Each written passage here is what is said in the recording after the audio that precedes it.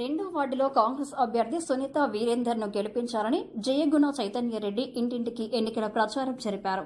సంగారెడ్డి పట్టణంలోని రెండో వార్డులో కాంగ్రెస్ కౌన్సిలర్ అభ్యర్థి ఆవుల సునీత వీరేందర్ను వార్డు ప్రజలు ఆశీర్వదించి చెయ్యి గుర్తుపై ఓటు వేసి కౌన్సిలర్గా గెలిపిస్తే వార్డులోని ప్రజల సమస్యలను కాంగ్రెస్ ప్రభుత్వంలో జగ్గారెడ్డి సహకారంతో అన్ని పరిష్కరిస్తామని తెలిపారు. ప్రచార కార్యక్రమంలో వార్డు ఇన్ఛార్జ్ అంకని ప్రవీణ్ కుమార్, స్థానిక కాంగ్రెస్ నాయకులు పవన్, రాము, గోపి, ప్రభాకర్, సాయి, జావేద్, లక్ష్మణ్, స్థానిక మహిళలు భారీ సంఖ్యలో పాల్గొన్నారు.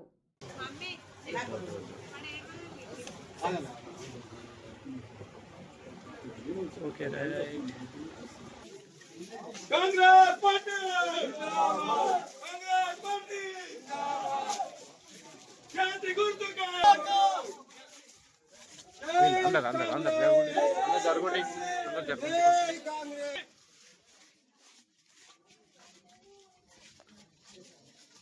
పక్కన మన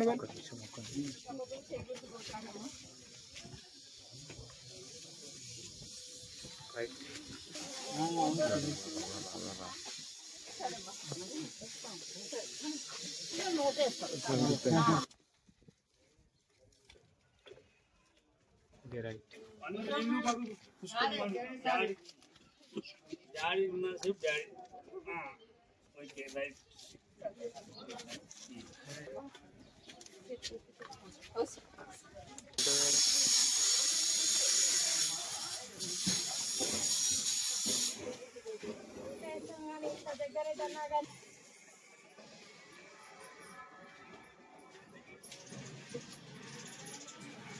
okay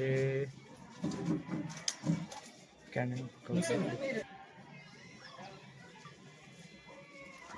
right candidate Jaggareddy sir బిడ్డే కూర్చోమ్మా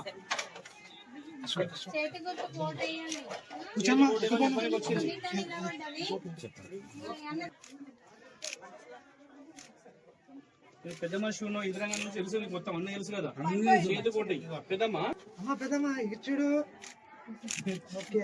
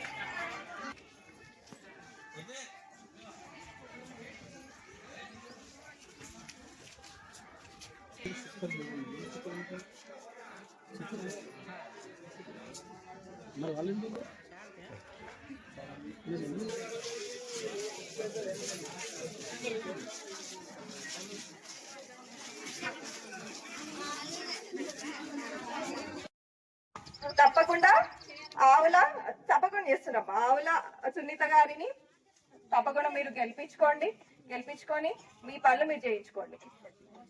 దీనికి మించింది ఇంకేం లేదమ్మా. మీ పనుల కోసమే ఈరోజు రావడం జరిగింది. కన్ఫర్మ్ అమ్మా, రోడ్ అయితే కన్ఫర్మ్, నాలో కూడా చేపిస్తాం, పక్క అయిపోతుంది అది. కాంగ్రెస్ ప్రభుత్వం ఉందమ్మా.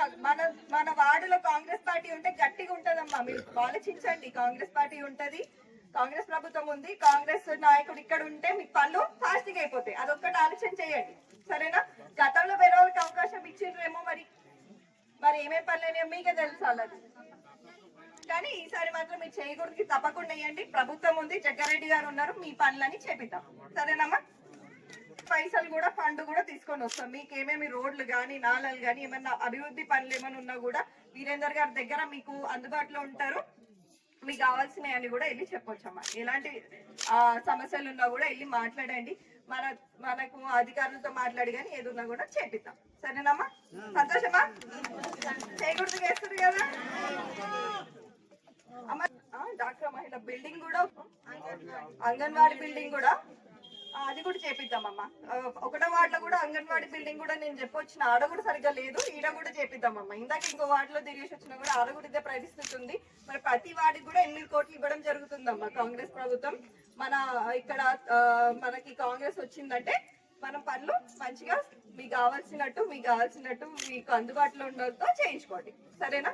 సరే అమ్మ. బస్తీ దవాఖాన గురించి కూడా ఒక ఆలోచన ఉందమ్మా, అది కూడా చేపిద్దాము. ఎందుకంటే ఈ దోమల వల్ల చాలా సిక్ అవుతున్నట్టున్నారు. అది కూడా ఒక ఆలోచన ఉంది, అది కూడా చేపిద్దాం. సరే. గ్రూప్ లీడర్స్ వచ్చేసి ఒకరు ఇంట్లో మీటింగ్ పెట్టుకోవడం అది చాలా ఇబ్బంది ఉందని చెప్పి మన దృష్టికి తేవడం జరిగింది. అది కూడా బిల్డింగ్ సార్ తో మాట్లాడాము. సారే 200 గజాలు జాగా ఇచ్చి సారే కట్టిద్దామని చెప్పి ప్లాన్ చేశాడు. ఆల్రెడీ మాకు డిస్కషన్ జరిగింది. అది ఇంకోటి ఏంటంటే నిన్ననే మనకు నైట్ వార్డ్ వైజ్ మీటింగ్ పెట్టాడు సారు. అందులో ప్రతి వార్డుకి వచ్చేసి 8 కోట్ల బడ్జెట్ ఆల్రెడీ సార్ అప్రూవల్ తీసుకున్నారు. అది డిపో దగ్గర పెండింగ్ లో ఉంది. మన వార్డులో కాంగ్రెస్ పార్టీ అభ్యర్థి గెలిపిస్తే మనం సార్ తోటి ఫైట్ చేసి ఆ 8 కోట్ల బడ్జెట్ తీసుకొచ్చి మనం కంపల్సరీ మనకున్న ప్రాబ్లమ్స్ అన్ని సాల్వ్ చేసుకోవచ్చు. కాబట్టి అందరు కంపల్సరీ కాంగ్రెస్ పార్టీకి ఓటేసి జగ్గారెడ్డి గారిని గెలిపించుకోవాలని చెప్పి నేను ఒకసారి మనవి చేస్తున్నాను. కాంగ్రెస్ పార్టీకి ఓటేస్తే సునీతమ్మ గారు ఎట్లయితే గెలుస్తారో జగ్గారెడ్డి గారికి కూడా ఓటేసినట్టే. మనం ఒక్కసారి కాంగ్రెస్ పార్టీ